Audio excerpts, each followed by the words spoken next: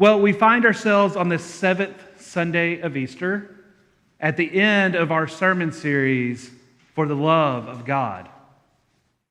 And over the past several weeks, we have explored God's love through different concrete examples, such as light,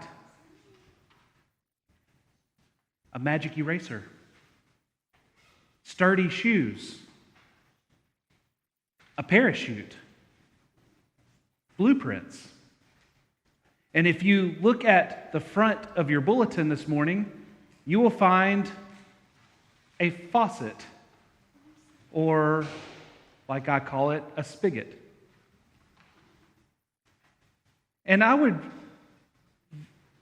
this draws question from me: is God's love like a faucet or a water spigot? I would venture to say that we could take this imagery apart rather quickly. However, it is important for us to think about God's love in real and tangible ways. Our reading from 1 John this morning reads or even feels different from previous weeks. We have moved focus from a few weeks ago, where the author used the word love 29 times in the short reading that we had, to today, where the word love hasn't been used at all. There's nothing explicitly pointing towards love. So, we have some work to do. How do we as Christians know what we believe? Is there any proof of the wonderful things we have been promised in Christ Jesus? Consistent with the theme of 1 John, the author speaks in this reading about the kind of witness to the truth we are offered. The baptism and the death of Jesus show that he was sent by God for our salvation. And this truth is confirmed by the Holy Spirit. But most especially, we know because God has written this truth within us. He's written it on and in our hearts. We know because we have a new relationship with God. Eternal life has begun for those who live in joy and in fellowship with God. Now, there are three things I want for us to glean from our reading today.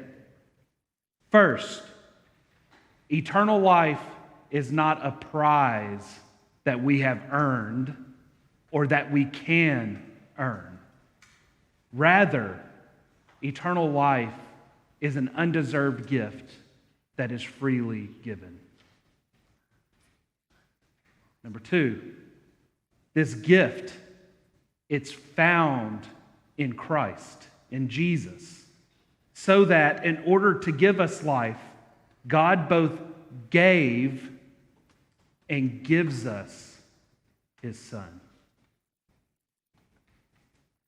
And third, the gift of life in Christ is a present possession. This gift of eternal life in Christ is a present possession.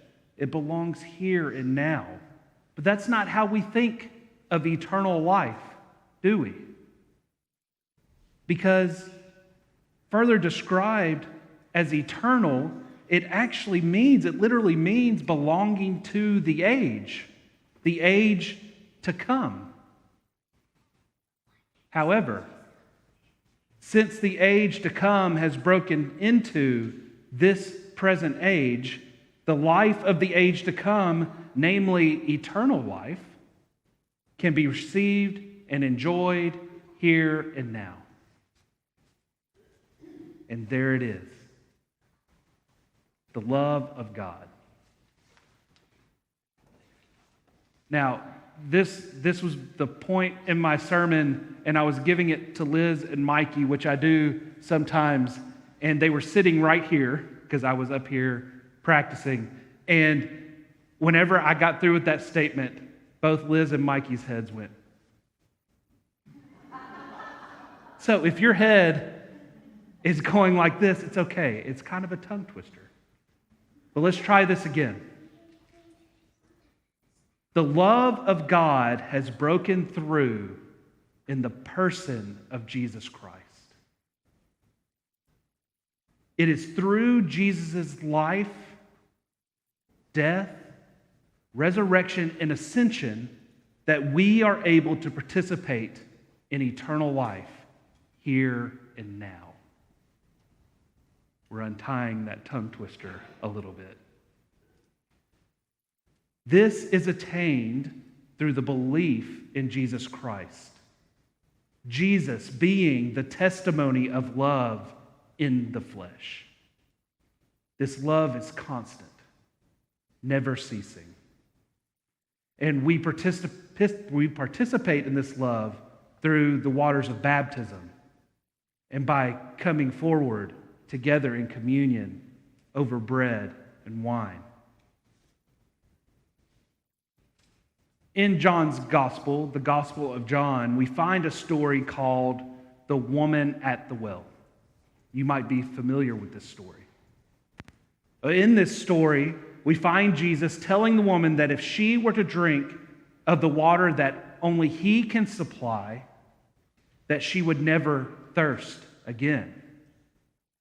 That this living water would become like a spring that gushes up to eternal life. This love that gushes up and spilling over, flooding everything around you, pushing you, drawing us to share the love of God with others. One of Mikey's favorite things in the world to do is to take a bath, especially a bubble bath. When it's time for the bath, he goes and gets a bunch of toys and he fills up the bathtub with these toys, and then we turn on the water. Not too hot, not too cold. And then there are times where he stands up on the lip of the bathtub, usually us protesting not to do that, and then jumps into the bathtub. And we do have one of those big garden tubs that holds a lot of water. And I'm sure to Mikey, that big garden tub actually feels like a swimming pool. And he wants water to flow into this tub until it can't hold anymore. And when we go to turn it off, he protests strongly.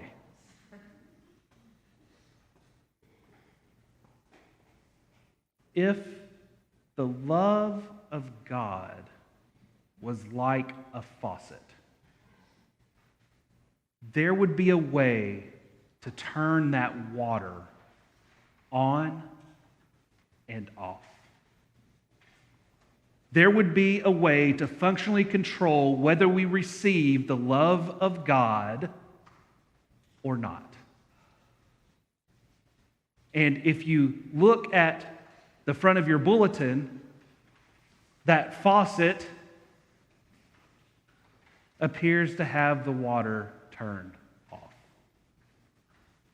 So, here's what I want you to do. In the chairs in front of you, I have put blue pins. Now, they might be every other one.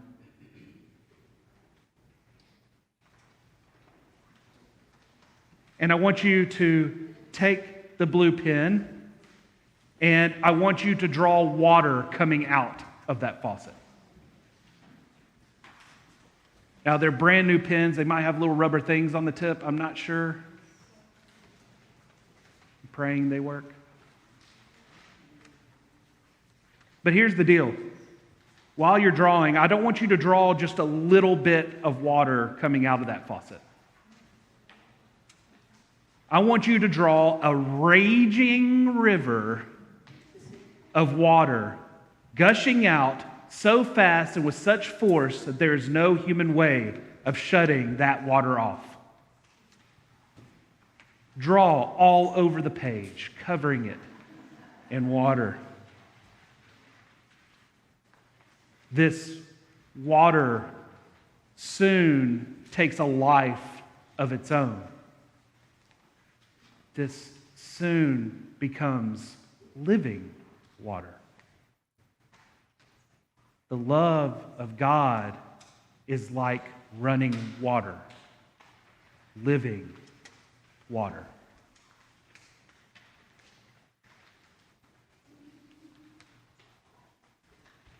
The love of God is light, bursting into the darkest corners of our hearts.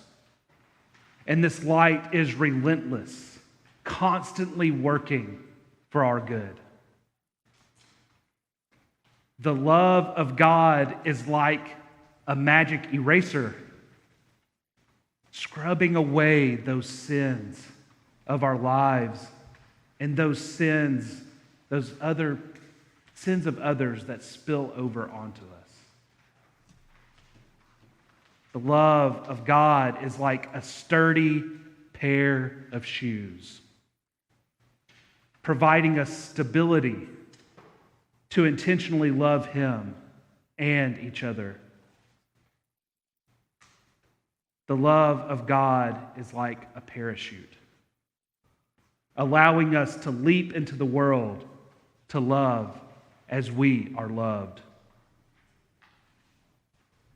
The love of God is like blueprints, laying out the foundations that allow God to abide in us. And finally, the love of God is like running water, living water that becomes a spring gushing up to eternal life. For the love of God, beloved, you are loved more than you will ever know by a God that sent His Son to live and die so that we might have eternal life. May you always know that you are loved. Amen.